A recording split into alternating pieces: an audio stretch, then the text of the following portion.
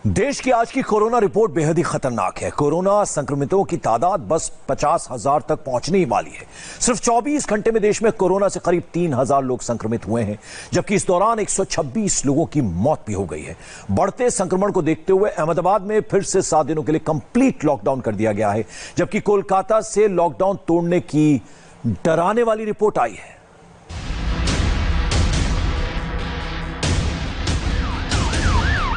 Corona virus का metre खतरनाक ढंग से ऊपर की ओर भाग रहा है। रोजाना नया रिकॉर्ड बनाने पर आमादा है। कभी एक दिन में किसी राज्य में संक्रमितों की संख्या में उछाल आ जाता है, तो कभी किसी राज्य में मौत के अचानक डराने वाले आंकड़े आ जाते हैं। हिंदुस्तान में आज का कोरोना मीटर कहां पहुंचा है, आपको ये बताएं। इससे पहले मई महीने के 5 दिनों में कोरोना ने अपने पंजे कैसे फैलाए हैं, देखना बेहद दिलचस्प होगा, क्योंकि इन 5 दिनों में कोरोना देश में विकराल रूप धारण करते नजर आ रहा है। 5 मई 3900, 4 मई 2900, 3 मई 2717, 2 मई 2567, 1 मई 2396। मई के महीने में कोरोना के कोहराम का एक और आंकड़ा चौंकाता है, क्योंकि 30 अप्रैल तक कोरोना से मरने वालों का आंकड़ा 1075 था, लेकिन सिर्फ 6 दिनों में यह आंकड़ा 1600 को पार कर चुका है। यानी 6 दिनों में 600 से ज्यादा लोगों की मौत हुई है। और 30 अप्रैल को देश में एक्टिव केस की संख्या 24,162 थी, जो 6 दिनों में 33,554 तक जा पहुंची है। जाहिर है हालात तेजी से बिगड़ रहे हैं। राज्यवार देश के कोरोना ग्राफ की एक एक तस्वीर आपको दिखाएं, उससे पहले पूरे देश में कोरोना मीटर किस तेजी से भाग रहा है वो देखना बेहद जरूरी है। हिंदुस्तान में कोरोना की किलर रफ्तार बढ़ती ही जा रही है। देश में कोरोना संक्रमण के केस भी 50,000 के करीब पहुंच गए हैं। कोरोना के कुल केस 49,391 हो गए हैं। वहीं मौत का आंकड़ा 1,694 पहुंच गया है। अच्छी बात यह है कि रिकवर होने वाले मरीजों की संख्या 14,182 है। वहीं पिछले 24 घंटे की बात करें तो 2,958 नए केस सामने आए हैं, जबकि इस दौरान 126 लोगों की मौत हुई है। राहत की बात यह है कि इस 24 घंटे में 1,456 मरीज रिकवर हुए हैं। कोरोना से संक्रमण की रफ्तार और इससे बचने का आलम यह है कि अहमदाबाद के नगर आयुक्त विजय नेहरा ने कुछ कोरोना पॉजिटिव मरीजों के संपर्क में आने के बाद 14 दिन के लिए होम क्वारंटीन में जाने का फैसला किया है। उधर तेलंगाना में हालात को देखते हुए लॉकडाउन 29 मई तक बढ़ाने का फैसला किया गया है।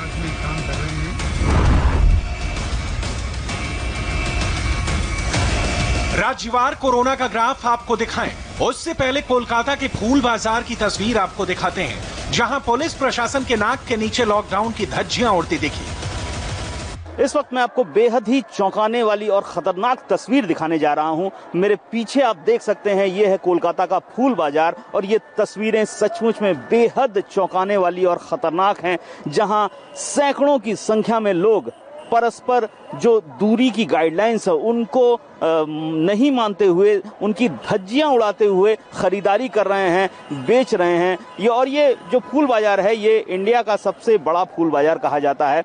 और फूल बाजार को खोलने की ममता बनर्जी ने काफ़ी दिन पहले ही अनुमति दे दी थी, लेकिन साथ ही कहा था कि फिजिकल डिस्टेंसिंग और सोशल डिस्टेंसिंग की जो गाइडलाइन है उनको मानकर ही ये फूल बाजार खुलेंगे। लेकिन उसकी पूरी तरह से यहाँ धज्जियां उड़ाई जा रही हैं, वो यहाँ साफ पता चल रहा है। कैमरामैन को बोलूँगा अगर वो दिखा सके लंबाई में कि कितनी लंबी ये जो मार्केट है, लगभग 1 किलोमीटर लंबी ये मार्केट है और 1 किलोमीटर दूर तक जहां तक भी नजर जाएगी वहां सिर्फ और सिर्फ सिर दिखाई देंगे, एक दूसरे से सटे हुए, एक दूसरे से गुथे हुए। पुलिस का नामो निशान यहाँ पर नहीं देखने को मिल रहा है। और ये हावड़ा ब्रिज पर इस वक्त हूँ, मैं आपको दिखा रहा हूँ। ये इस वक्त मैं हावड़ा ब्रिज पर हूँ, लेजेंडरी हावड़ा ब्रिज, और हावड़ा ब्रिज के ठीक नीचे ये फूल बाजार बैठता है। हावड़ा ब्रिज के ऊपर तो पुलिस है यहाँ पर, और यहाँ पर पुलिस की ओर से चौकी भी लगाई गई है, नाका चेकिंग भी हो रही है। लेकिन जो फूल बाजार है, जहां पर जरूरत है चेकिंग की, वहां पर चेकिंग बिल्कुल भी नहीं की जा रही है। और ये कितना खतरनाक साबित हो सकता है इसका अंदाजा भी नहीं लगाया जा सकता, क्योंकि यहां से लोग निकलेंगे, दूर दराज तक जाएंगे, फूल बेचेंगे। अब यहां पर कौन संक्रमित है, कौन संक्रमित नहीं है, इसका किसी को पता नहीं है।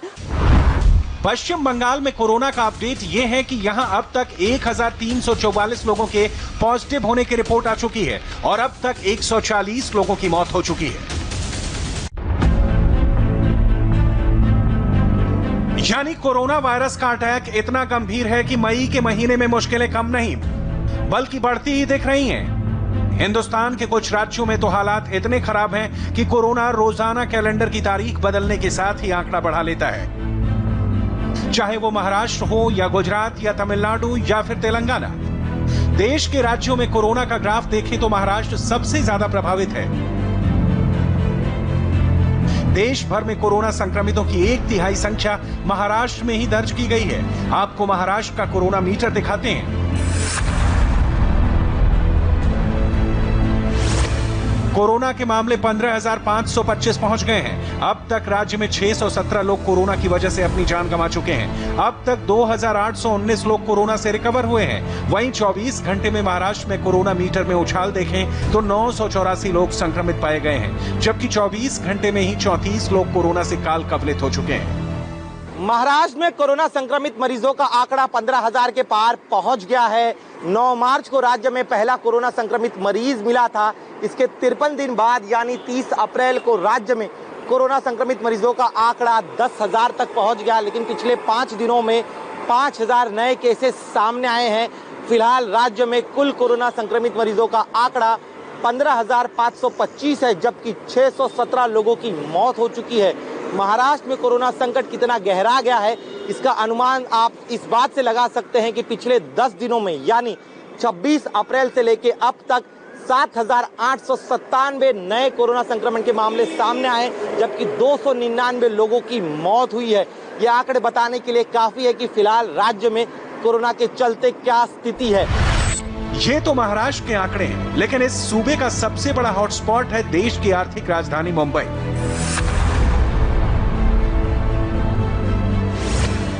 मुंबई में कोरोना के 9,945 केस हो गए हैं और मौत का आंकड़ा 387 पहुंच गया है। मंगलवार को एक दिन में ही मुंबई में कोरोना के 635 नए केस दर्ज किए गए। मुंबई की अगर सिर्फ बात करें तो पिछले 24 घंटों में यहां पर 635 नए केसेस सामने आए हैं, जबकि कुल मरीजों की संख्या बढ़कर 9,945 हो चुकी है। सरकार का कहना है कि उनका सारा जोर कॉन्टैक्ट ट्रेसिंग और टेस्टिंग पर दिया जा रहा है। लॉकडाउन 3 में भले ही कुछ जगहों पर रियायत दी गई हो, लेकिन जिन इलाकों को रेड जोन डिक्लेयर किया गया है वहां पर बड़ी ही सख्ती से लॉकडाउन का पालन करने के निर्देश दे दिए गए हैं। देश के अलग अलग राज्यों से प्रवासी मजदूरों को उनके गांव, उनके शहर पहुंचाने का काम युद्ध स्तर पर चल रहा है। इसके लिए सरकार लगातार इंतजाम कर रही है। बावजूद इसके कई लोग ऐसे हैं जिन्हें ट्रेन पर चढ़ने से पहले भी लंबी कतार में खड़ा रहना पड़ रहा है। इंडिया टीवी के संवाददाता दिनेश मौर्य पहुंचे कांदीवली पुलिस स्टेशन, जहां सर्टिफिकेट लेने के लिए अपनी बारी का इंतजार करते मजदूरों की 1 किलोमीटर लंबी लाइन लगी दिखी। इस वक्त हमें मुंबई के कांदीवली पुलिस स्टेशन के बाहर और यहाँ पर मजदूरों की लाइन इतनी ज्यादा लंबी है जिसे देखकर आप भी हैरान हो जाएंगे। ये वो प्रवासी मजदूर है जो अपने गांव जाना चाहते हैं। गांव जाने के लिए हर प्रवासी मजदूर को उनके पास के पुलिस स्टेशन में एक एप्लीकेशन फॉर्म जमा करना होता है मेडिकल सर्टिफिकेट के साथ, और इन्हीं सर्टिफिकेट्स को लेकर ये मजदूर देर रात से इस पुलिस स्टेशन के बाहर खड़े हैं। 1 किलोमीटर से लंबी ये कतार है मजदूरों की, और इन्हें दिखाने के लिए अब हमें कार का इस्तेमाल करना पड़ रहा है। देखिए किस तरह से मजदूर जो है धीरे धीरे आगे बढ़ रहे हैं पुलिस स्टेशन की तरफ, और सभी के हाथ में उनके फॉर्म्स हैं। UP, Bihar, Rajasthan, north east के कई इलाकों से ये मजदूर मुंबई में आए हैं जो यहाँ पर काम करते हैं। और आप देखिए कितनी लंबी कतार इनकी यहाँ पर है। इन मजदूरों का कहना है कि वो किसी भी हाल में जल्द से जल्द अपने गाँव जाना चाहते हैं।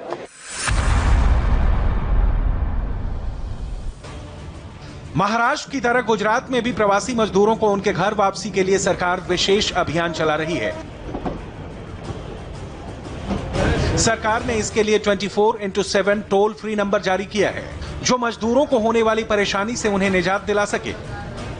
गुजरात में लाखों की संख्या में प्रवासी मजदूर काम करते हैं जो अपने नेटिव्स में जाना चाहते हैं, अपने होम स्टेट में जाना चाहते हैं।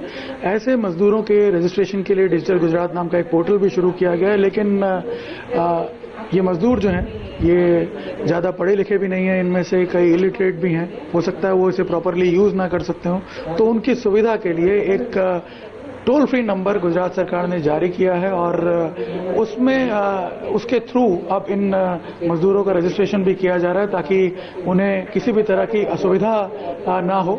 आप देख सकते हैं उसके लिए एक कॉल सेंटर यहाँ अहमदाबाद में बनाया गया है जहाँ पे अक्षर ट्रैवल नाम की जो कंपनी है उसके एम्प्लॉयज करीब 50 की संख्या में 3 अलग अलग शिफ्ट में काम करते हैं। महाराष्ट्र के बाद गुजरात में कोरोना संक्रमितों की संख्या सबसे ज्यादा दर्ज की गई है।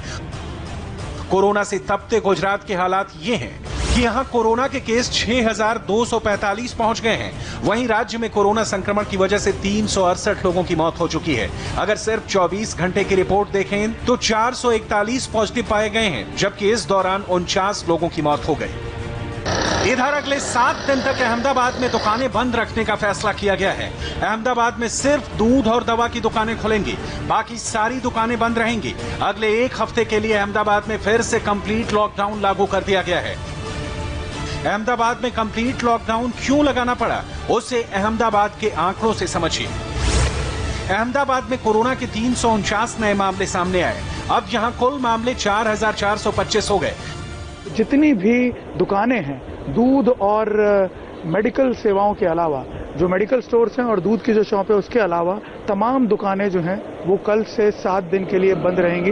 जो ये किराना स्टोर आप सामने देख रहे हैं ये आज खुला हुआ है और शायद इसी वजह से लोगों की भीड़ भी यहाँ पे अब लगनी शुरू हुई है, क्योंकि अगले 7 दिन तक ये बंद रहेगी। और मकसद ये है कि जितने भी सुपर स्प्रेडर्स हैं ये सभी लोग जो हैं प्रोविजन स्टोर वाले हों या फिर सब्जी की दुकान वाले हों या मिल्क वाले हों या दूसरे जो भी लोग जिनका पब्लिक के साथ ज़्यादा इंटरेक्शन रहता है इस लॉकडाउन पीरियड के दौरान, उन सभी को बंद कर दिया गया है। सिर्फ दूध और मेडिकल सेवाएं जो हैं, ये मेडिकल शॉप पीछे जो आप देख रहे हैं ये जरूर खुली रहेगी कल से 7 दिन तक, लेकिन इसके अलावा जितनी भी दुकानें हैं वो सब बंद रहेंगी। और ये ऐलान किया गया है कि इन सभी सुपर स्प्रेडर्स का, जितने भी लोग सुपर स्प्रेडर्स की कैटेगरी में आते हैं उनका मेडिकल स्क्रीनिंग करवाया जाएगा, प्रॉपर उनके बाकायदा टेस्ट करवाए जाएंगे। एक अनुमान के हिसाब से अहमदाबाद में बताया जा रहा है कि हर जोन में मिनिमम 2000 से ज्यादा सुपर स्प्रेडर्स मौजूद हैं। महाराष्ट्र, गुजरात के बाद देश में कोरोना संक्रमितों की सबसे ज्यादा तादाद दिल्ली में है। दिल्ली में कोरोना के केस 5000 के पार पहुंच गए हैं। दिल्ली में कोरोना के मरीज 5104 हैं और मौत का आंकड़ा 64 पहुंच गया है। वहीं दिल्ली में पिछले 24 घंटे की बात करें तो 206 कोरोना के नए मरीज सामने आए। राहत की बात यह है कि बीते 24 घंटे में कोरोना की वजह से किसी की जान नहीं गई है। लॉकडाउन 3 के जब चरण शुरू हुआ उसके बाद से ही सरकार ने कई चीजों में छूट दी है, जिसके अंदर खास तौर पर प्राइवेट ऑफिस और सरकारी ऑफिसेज खोले गए हैं। इसके बाद दिल्ली की सड़कों पर हल्का ट्रैफिक भी देखने को मिल रहा है, लेकिन प्रशासन लगातार लोगों से सोशल डिस्टेंसिंग मेंटेन करने की बात कर रही है और प्रशासन भी जो लोग सड़कों पर निकल रहे हैं उनसे सोशल डिस्टेंसिंग के साथ काम करने की अपील कर रहे हैं। आपको बता दें कि सरकारी ऑफिसेज खोले गए हैं, साथ ही प्राइवेट ऑफिसेज खोले गए हैं। प्राइवेट ऑफिसेज में 33% स्टाफ को ही काम करने की जो एक तरीके से कहें कि छूट दी गई है। लॉकडाउन 3 में दिल्ली में शराब की दुकानें खुलीं तो उस पर किस तरह से लोग उमड़े, ये तस्वीरें आप देख चुके हैं। कई दुकानें इसी वजह से बंद करनी पड़ी। दिल्ली सरकार ने शराब की कीमतों में 70% का इजाफा कर दिया, लेकिन आज सुबह जब गोल मार्केट में शराब की दुकानें खोली तो लोगों ने 2 किलोमीटर की लंबी कतार लगा दी। हम इस समय नई दिल्ली के गोल मार्केट इलाके की वाइन शॉप के बाहर मौजूद है और ये दुकान जो है आज पहली बार खुली है और यहाँ पे आप लंबी लंबी कतारें देख सकते हैं। लगभग 2 किलोमीटर लंबी लाइन जो है वो नई दिल्ली की इस गोल मार्केट की वाइन शॉप के पर लगी है और आप देख सकते हैं यहाँ पर पुलिस ने जो है वो पूरा अरेंजमेंट यहाँ पर किया है। इसके अलावा ये खास ध्यान रखा जा रहा है कि सोशल डिस्टेंसिंग का सभी यहाँ पर पालन करें। इससे पहले SHO, ACP और DCP जो है वो खुद यहाँ पर मौजूद थे और ये अश्योर किया गया कि जो लोग हैं वो सोशल डिस्टेंसिंग जो है उसको मेंटेन करें। और आप देख सकते हैं कि यहाँ पर इस समय लंबी लंबी कतारें जो है वो लगी हुई हैं। लेडी हार्डिंग हॉस्पिटल जो कि गोल मार्केट से लगभग 2 किलोमीटर दूर है, वहां तक ये लाइन जो है पहुंच चुकी है। दिल्ली के बाद अब बात उस सूबे की जो कोरोना संक्रमितों की संख्या के हिसाब से देश में 4थे नंबर पर है। तमिलनाडु में पॉजिटिव की तादाद 4058 तक पहुंच गई है। 33 लोग कोरोना के शिकार हो चुके हैं, जबकि इस दौरान 1485 लोग कोरोना को मात देने में कामयाब रहे हैं। कोरोना पॉजिटिव की 5वीं सबसे बड़ी संख्या राजस्थान में है। यहां भी कोरोना का ग्राफ तेजी से आगे भाग रहा है। यहां अब तक 3158 कोरोना पॉजिटिव केस सामने आ चुके हैं। 89 लोगों की मौत हो चुकी है, जबकि कोरोना से अब तक 1525 लोग रिकवर हुए हैं। सोशल डिस्टेंसिंग की पालना सही से हो, लोग घरों में रहें और इसके लिए लगातार कर्फ्यूग्रस्त इलाकों में जयपुर पुलिस पैदल मार्च कर रही है। लेकिन आज 300 कमांडोज के साथ, जिसमें एसटीएफ, साथ ही साथ क्यूआरटी और स्पेशल कमांडो जिनको स्पेशल ट्रेनिंग दी गई है, उनके साथ इन परकोटे इलाके में रूट मार्च किया जा रहा है। आप देखिए, ये तमाम वर्दी में, हाथों में हथियार लेकर बड़ी चौपड़ से यहां से शुरू होकर परकोटे इलाके में, यानी पूरा जिस इलाके में कर्फ्यू लगा हुआ है, रामगंज, छोटी चौपड़, घाट गेट, ये वो इलाके हैं जहां पर हमेशा से ही सांप्रदायिक सौहार्द बिगड़ने जैसी घटनाएं होती रही हैं। इन इलाकों में रूट मार्च किया जा रहा है। अब आपको मध्य प्रदेश का कोरोना मीटर दिखाते हैं, जहां कुल मामले 3000 को पार कर गए हैं। एमपी में 3102 कोरोना मरीज हैं, वहीं मौत का आंकड़ा 179 पहुंच गया है। इंदौर में 1654 कोरोना संक्रमण के केस हो गए हैं, वहीं 79 लोगों की मौत हुई है। भोपाल में कोरोना के 571 केस हो गए हैं, वहीं 16 लोग कोरोना से जंग हार गए। देश में जहां लगातार कोरोना संक्रमित मरीजों के मामले तेजी से सामने आ रहे हैं, वहीं मध्य प्रदेश में भी यह आंकड़ा 3000 पार कर चुका है। मंगलवार को 117 नए मामले सामने आए और मध्य प्रदेश में अब 3102 कोरोना संक्रमित मरीज अब तक सामने आ चुके हैं। वहीं कल हुई 17 मौतों के बाद मध्य प्रदेश में मौतों का आंकड़ा 179 हो चुका है। अगर हम बात करें मध्य प्रदेश के सबसे बड़े हॉटस्पॉट इंदौर की, तो वहां पर कोरोना संक्रमित मरीजों का आंकड़ा 1681 हो चुका है। वहीं कल हुई 2 मौतों के बाद अब तक इंदौर में 81 मौतें हो चुकी हैं। मध्य प्रदेश के दूसरे सबसे बड़े हॉटस्पॉट भोपाल में अब तक 597 कोरोना संक्रमित मरीज सामने आ चुके हैं। 17 मौतें भी अब तक यहां पर देखी गई हैं। तीसरा सबसे बड़ा हॉटस्पॉट मध्य प्रदेश का उज्जैन है, जहां अब तक 184 कोरोना संक्रमित मरीज सामने आए हैं। लेकिन पिछले 3 दिनों में उज्जैन में 13 मौतें देखी गई हैं, जिसके बाद उज्जैन में मौतों का आंकड़ा अब 40 पार कर गया है, जो बेहद चिंता का सबब मध्य प्रदेश शासन के लिए बन रहा है। मध्य प्रदेश में अब तक 34 जिले कोरोना संक्रमित पाए जा चुके हैं। हालांकि राहत की बात यह है कि अब तक 1088 कोरोना संक्रमित मरीज स्वस्थ होकर अपने घर भी जा चुके हैं।